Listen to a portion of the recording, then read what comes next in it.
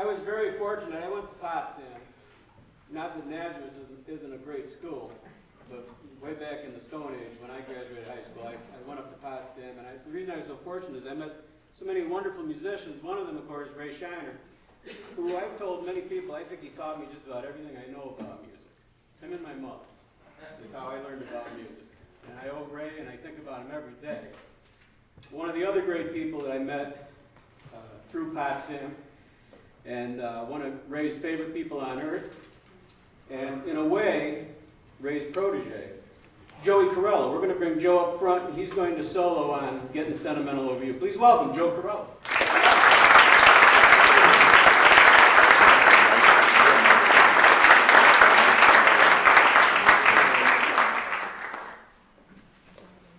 How's everybody doing? You guys good? You need anything? Can we get you anything?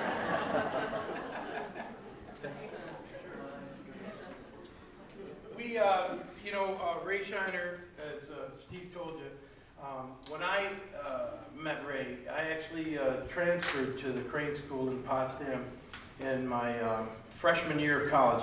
My first semester I spent in New Orleans, great place, great school, Loyola University, but I was just too young to be so far from home, and I have to tell you, I've learned in life that I don't do well with 90 to 100% humidity.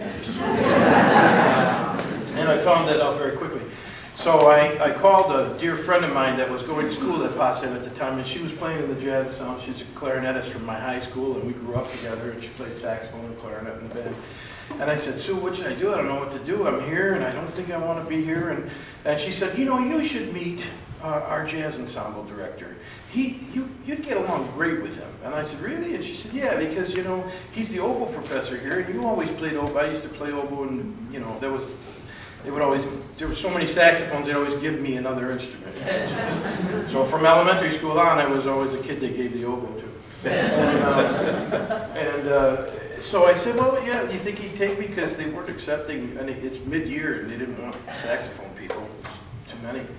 So I called Ray, and I met him over the phone, and I said immediately, I was telling Steve, I go, this guy, everything he said I trusted, just knew it was going to be, that he was going to tell me the absolute gospel. I just knew it from that day, and he kind of accepted me by a telephone audition, and I wrote a letter, and I got into school, and in January, after being in the 90% humidity, I went up to Potsdam. I walked out, I got out of the car, and my nose froze shut. This is even colder than Syracuse, which is hard to do.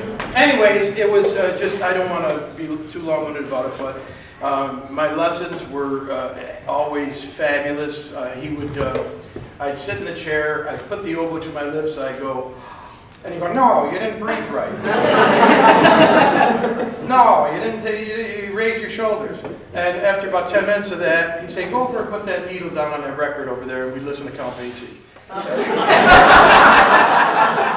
So I have to say, I think Ray, not only was it his religion, but it's how he taught music. He taught music through Count Basie's orchestra, and great music, of course, not just Count Basie, some other ones. But we had Frank Foster, that first year I played in his jazz ensemble, we had Frank Foster, the composer, the arranger of this next song that we're going to play, and as a guest artist with us, and he was terrific. He brought all his charts, and then years later with the Central New York Jazz Orchestra, which is a group I play in, it's a professional big band in Syracuse, we had Frank come get it and play with us, and he brought this chart that we're playing so that I could play it. So I hope I remember it.